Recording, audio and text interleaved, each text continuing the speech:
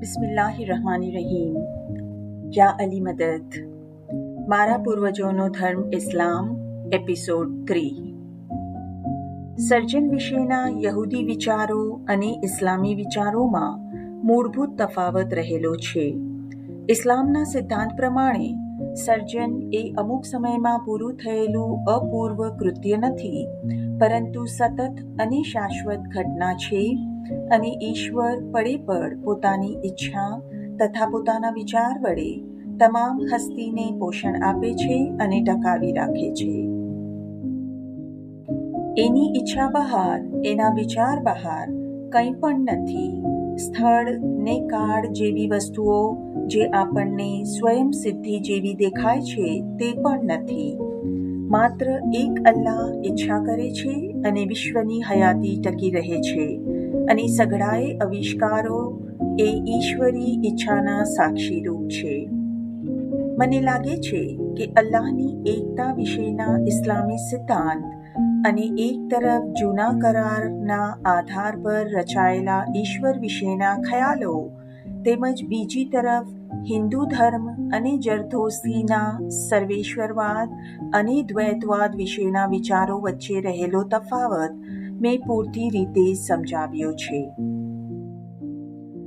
સત્ય હકને પરમતત્વ સર્વશક્તિમાન અલ્લાહને જાણ્યા પછી આ વિશ્વ ઈશ્વરની ઈચ્છા અનુસાર ચાલતી ઘટનાઓની સતત પરંપરા છે એમ સમજ્યા પછી અલ્લાહના આદેશ અનુસારના આદર્શને યોગ્ય થવા માટે આપણા જીવનને ઉન્નત કરી શકીએ તેટલા ખાતર આપણને કોઈક નીતિશાસ્ત્રની આચરણ માટેના કાનૂનની જરૂર પડે છે. તો હવે આપણે પવિત્ર કુરાનની આયાતો અને પૈગંબર સાહેબની હદીસો અનુસાર માનવીની શી ફરજો છે તેનો જે રીતે વિશાળ બહુમતીએ એનો અર્થ ઘટાવ્યો છે તે રીતે અભ્યાસ કરીએ. સૌથી પહેલા જોઈએ માણસના ઈશ્વર સાથેના સંબંધો. ઇસ્લામમાં ધર્મગુરુઓ અને સંન્યાસીઓ નથી. પાપોની કોઈ કબૂલાત કરવાની હોતી નથી, સિવાય કે સીધી અલ્લાહ સમક્ષ. જે મનુષ્ય લગ્ન કરતો નથી, જે લગ્ન દ્વારા પરિવાર વધારવાની, ઘર સંસાર ચલાવવાની અને પિતા તરીકેની જવાબદારી ઉપાડી લેતો નથી, તેને સખ્ત રીતે વખોડી કાઢવામાં આવ્યો છે. અંતિમ વૈરાગ્ય, સંન્યસ્ત, તપશ્ચર્યા અને ખાસ કરીને શરીર નિયંત્રણ અર્થેનું દેહદમન, આમાંનું કંઈએ ઇસ્લામમાં નથી.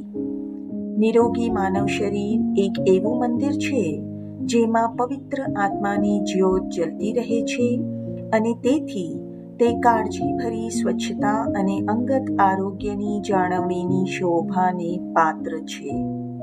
ઇબાદત વૈશ્વ ચૈતન્યની જ્યોત સાથે તણખાના સીધા સંપર્ક સમી ઇબાદત એ રોજિંદી જરૂરિયાત છે. જો માણસની તબિયત એથી બગડે એમ ન હોય તો વરસમાં 1 મહિનો વિવેકપૂર્વક રોજા રાખવા, ઉપવાસ કરવા એ શરીરની શિસ્તનું અગત્યનું અંગ છે. એને લીધે શરીર તમામ અપવિત્ર ઈચ્છાઓનો ત્યાગ કરતા શીખે છે. વ્યભિચાર, નશાખોરી, નિંદા અને પોતાના પાડોશી માટેના દુષ્ટ વિચાર એને ખાસ કરીને અને સખ્ત રીતે વખોડી કાઢવામાં આવ્યા છે. ગરીબ અને તવંગર બધા જ મનુષ્યોએ એકબીજાને તનથી ને ધનથી મદદ કરવી જોઈએ. આ નિયમોમાં વિગતોની બાબતમાં ફેર પડે છે, પણ એને લીધે મુસ્લિમ બિરાદરીમાં પરસ્પર અને સર્વદેશીય સહાય કરવાનો સિદ્ધાંત જળવાઈ રહ્યો છે.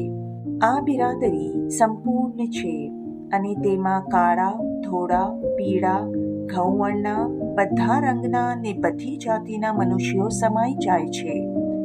એ બધા દેહ સ્વરૂપે આદમના સંતાન છે અને બધામાં ઈશ્વરની જ્યોતિનો તણખો રહેલો છે.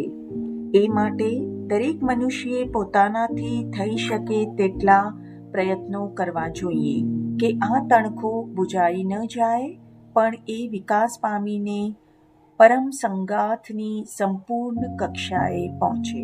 એ સંગાથના દર્શનનો ઉલ્લેખ પૈગંબર સાહેબે મૃત્યુશૈયા પરથી ઉચ્ચારેલા અંતિમ વચનોમાં થયેલો દેખાય છે. પોતાની વરનારી જે ધન્ય અવસ્થા એમણે સ્પષ્ટપણે નિહાળી હતી તેનું જ આ દર્શન હતું. ઇસ્લામમાં ઈમાનદારો ઇલાહી ઇન્સાફમાં શ્રદ્ધા રાખે છે અને એમની એ વિશે ખાતરી થઈ ગઈ છે કે તકદીર અને તકબીર, પ્રારબ્ધ અને પુરુષાર્થની મહા સમસ્યાનો ઉકેલ એ જાતના સમાધાનમાં રહેલો છે કે માણસ શું કરવાનો છે તે ઈશ્વર જાણે છે, પણ તેમ કરવા અથવા ન કરવા માટે માણસ સ્વતંત્ર છે. યુદ્ધને વખોડી કાઢવામાં આવ્યું છે. શાંતિ સર્વદેશીય હોવી જોઈએ જ. ઇસ્લામનો અર્થ શાંતિ થાય છે. ઈશ્વર અને મનુષ્ય વચ્ચે શાંતિ અને મનુષ્ય ને મનુષ્ય વચ્ચે શાંતિ. વ્યાજખોરીને વખોડી કાઢવામાં આવી છે, પણ તમામ પ્રકારના મુક્ત તેમજ પ્રમાણિક વેપાર અને ખેતીવાડીને ઉત્તેજન આપવામાં આવ્યું છે, કારણ કે એનાથી ઈશ્વરની સેવા ભાવના વ્યક્ત થાય છે અને આ કાયદેસરનો પરિશ્રમ ચાલુ રહે અને સબળ બને તેના પર માનવજાતના કલ્યાણનો આધાર રહેલો છે. રાજકીય વિષયમાં પ્રજાસત્તાક સ્વરૂપની સરકાર સૌથી વધારે યોગ્ય હોય એમ જણાય છે, કેમ કે જે ઇસ્લામી દેશોમાં મોટે ભાગે પોતાનામાં જ સઘળી સત્તાને સમાવતી, સઘળી સત્તાને કેન્દ્રિત કરતી નિરંકુશ રાજશાહીનો વિકાસ થયેલો છે, ત્યાં હંમેશ રાજાની ચૂંટણી એ સત્તાને પચાવી પાડવાના કાર્યની માત્ર કાનૂની રૂપ આપનારી નિર્જીવ વિધિ જેવી બની રહી છે. મૃત્યુ પછી ઇલાહી ઇન્સાફમાં માનવીના ઈમાન, પ્રાર્થના અને કાર્યોની તુલના કરવામાં આવશે. પસંદ કરાયેલાઓ માટે અનંત જીવન અને ઇલાહી નૂરનું આધ્યાત્મિક સુખ નિર્માણ થયું છે. ગુનેગાર ઠરેલાઓને માટે જહન્નમ છે, જ્યાં તેઓ ઈશ્વરની કૃપા અને આશીષની માટે કેવી રીતે લાયક બની શકાય તે ન જાણી શક્યા એના પસ્તાવાથી બળ્યા કરશે. બીજા મહાન ધર્મો કરતાં ઇસ્લામનો સિદ્ધાંત આગળ જાય છે, કારણ કે એ ઘોષણા કરે છે કે સમગ્ર અસ્તિત્વમાં, પદાર્થમાં, પ્રાણીમાં, વનસ્પતિમાં અને ખુદ સ્થળ અવકાશમાં એ કદાચ સૂક્ષ્મ છતાંય બીજ સ્વરૂપે પણ અસ્તિત્વ ધરાવતો આત્મા રહેલો છે. દરેક વ્યક્તિને, દરેક અણુને, દરેક પરમાણુને ઈશ્વરના સર્વશક્તિમાન આત્મા સાથે પોતાનો આધ્યાત્મિક સંબંધ રહેલો છે. પરંતુ સ્ત્રી અને પુરુષ વધુ ઉચ્ચ પ્રકારનો વિકાસ પામેલા હોવાથી આપણા જાણવામાં આવેલી બીજી અસંખ્ય હયાતીઓ કરતાં અતિ ઘણા આગળ વધેલા છે. માનવ આત્મા પહોંચી શકે તેટલી સર્વોચ્ચ ભૂમિકા સુધી અને એથી ઉચ્ચતર ભૂમિકા સુધી જેમણે પોતાની જાતનો વિકાસ કર્યો છે એવા અને વિશ્વભરમાં પથરાયેલા બળોના કેન્દ્ર સમા મહાન આત્માઓના, ફિરસ્તાઓના અસ્તિત્વનો ઇસ્લામ સ્વીકાર કરે છે. આપણને પોતાના ગુપ્ત સૂચન વડે નેકીના રાહથી દૂર લઈ જવાનો હઝરત ઇબ્રાહિમ, હઝરત ઈસા, હઝરત મુહમ્મદ જેવા મહાનમાં મહાન માનવીથી માંડી અદનામાં અદના માનવીના શાશ્વત સુખ માટે ઈશ્વરે આંકેલા સીધા માર્ગથી ચલિત કરવાનો પ્રયાસ કરનાર દુષ્ટ આત્માઓ અસ્તિત્વ ધરાવે છે, એમ ઇસ્લામ ખ્રિસ્તી ધર્મ જેટલે આગળ ગયા વિના પણ કબૂલ રાખે છે. આટલે સુધી મેં દરેકે દરેક ફિરકા અથવા પેટા ફિરકાના બધા જ મુસ્લિમો જે ઇસ્લામી સિદ્ધાંતોનો સર્વસામાન્ય સ્વીકાર કરે છે તેનું વર્ણન કર્યું છે. હવે એ વિચારોના પ્રવાહ જ્યાં આગળ ફંટાય છે ત્યાં હું આવું છું. સુન્ના એટલે પ્રણાલિકાને અનુસરનારા સુન્ની કહેવાય છે. એમની ધર્મ ભાવનાનો ઉદ્ઘોષ એટલે કલમો આ પ્રમાણે છે: અલ્લાહ સિવાય બીજો કોઈ અલ્લાહ નથી અને મોહમ્મદ અલ્લાહના રસૂલ છે. શિયાઓ ઉમેરે છે, અને અલી મોહમ્મદના સાથી એ અલ્લાહના વલી નાયબ છે. વ્યુત્પત્તિ પ્રમાણે શિયા શબ્દનો અર્થ વહેણ અથવા વિભાગ થાય છે. પોતાની પાછળ કોઈ ખલીફ અથવા અનુગામીની નિમણૂક કર્યા વિના પૈગંબર સાહેબની વફાત થઈ હતી. શિયા શાખાની વિચારસરણી એમ પ્રતિપાદન કરે છે કે પૈગંબર સાહેબની વફાત પછી સીધી ઇલાહી વહી મળતી બંધ થઈ ગઈ, પરંતુ દિવ્ય માર્ગદર્શન માટેની જરૂરતો ચાલુ જ રહી. પણ એ કંઈ રાગ દ્વેષના આવેશો અને ગુણોને તેમજ દુન્યવી જરૂરિયાતોને આધીન લોભથી, વક્તૃત્વની છટાથી અથવા ભૌતિક લાભની એકાએક ઉત્પન્ન થયેલી ઈચ્છાથી ક્ષણ પૂરતા પરંતુ કરુણ રીતે ગેરરસ્તે દોરવાઈ જાય એવા લાખો માત્ર માનવો ઉપર છોડી શકાય નહીં. પવિત્ર પૈગંબરના અવસાન પછી તુરતના સમય દરમિયાન આ ભયો સ્પષ્ટ રીતે ઉપસી આવ્યા હતા. મેં દર્શાવ્યું છે તેમ હઝરત મુહમ્મદ સાહેબ આથી ભૌતિક દુન્યવી તેમજ આધ્યાત્મિક બંને દ્રષ્ટિએ સર્વસત્તાધીશ હતા. ખલીફ અથવા એમના અનુગામીને એમની આ બંને સત્તાઓના વારસ થવાનું હતું. એમને અમીર અલ મોમિનીન, મોમિનોના અમીર એટલે સાચા ઈમાનદારોના હાકિમ, અને ઇમામ અલ મુસ્લિમીન, મુસ્લિમોના ઇમામ એટલે ભાવિકોના આધ્યાત્મિક રૂહાની વડા બંને બનવાનું હતું. પશ્ચિમની લેટિન દુનિયાના એક સમાન ઉદાહરણથી કદાચ આ વધુ સ્પષ્ટ થશે. એને સર્વોચ્ચ પોન્ટિફ તેમજ દુન્યવી સત્તાધીશ અથવા ઇમ્પરેટર થવાનું હતું.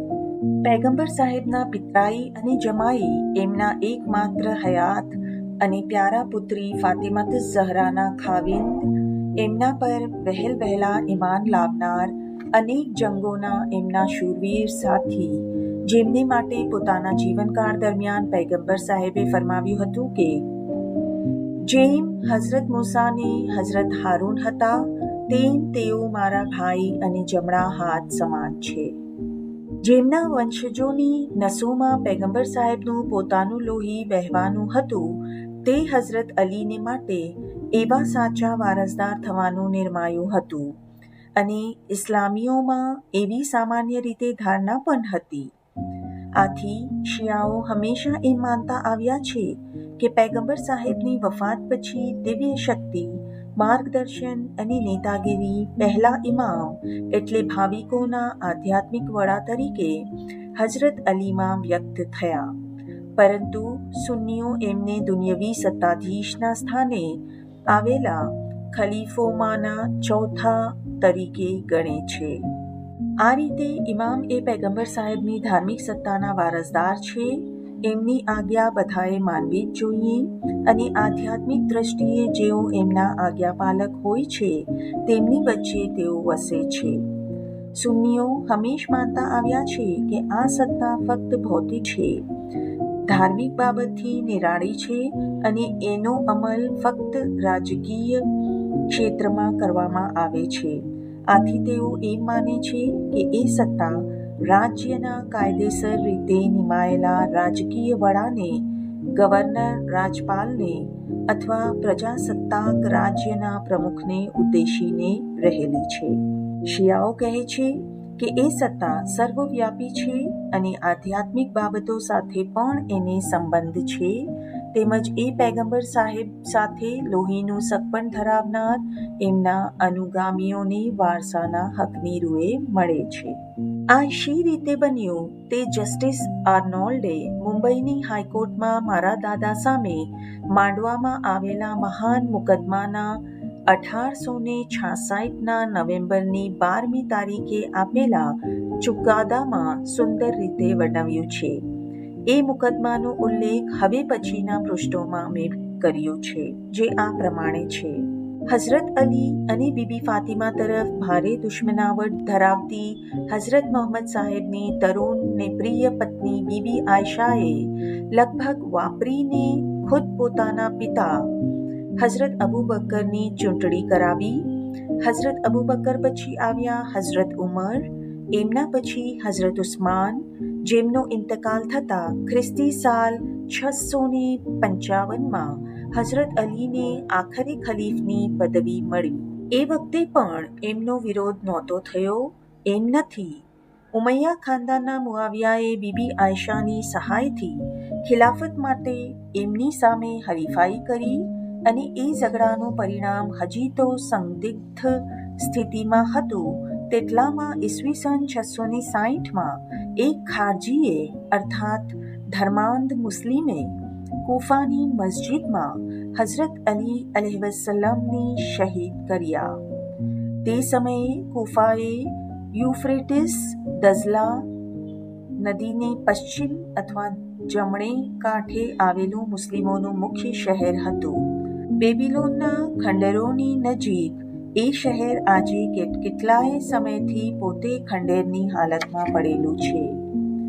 આ હત્યાની અને એ પછીની હઝરત અલીના બે પુત્રો હઝરત હસન અને હઝરત હુસૈન પૈગંબરના લાડકવાયા દૌહિત્રો જેમને ખુદ પૈગંબર સાહેબે જન્નતના જુવાનોના સરદાર કહીને જાહેરમાં સત્કાર્યા હતા, તેઓના પોતાના પિતા પછી 9મા ને 20મા વર્ષે થયેલા ખૂનની તેમજ બે મુખ્ય મુસ્લિમ ફિરકાઓ વચ્ચે વધી ગયેલી કરુણ અને કડવાસબરી શત્રુવટ તથા ગેરસમજ અને એ પછી ઉત્તરોત્તર પેઢીઓ પર આવી પડેલા દુઃખો અને ઝઘડાઓની જે અસર મુસ્લિમ જીવન અને વિચારસરણી પર થઈ તેનું સ્પષ્ટ અને હૃદયંગમ ચિતાર જસ્ટિસ આર્નોલ્ડની ચુકાદામાં અપાયો છે. આ પછીનું આપણે આવતા એપિસોડમાં સાંભળીશું. Thank you. યા અલી મદદ.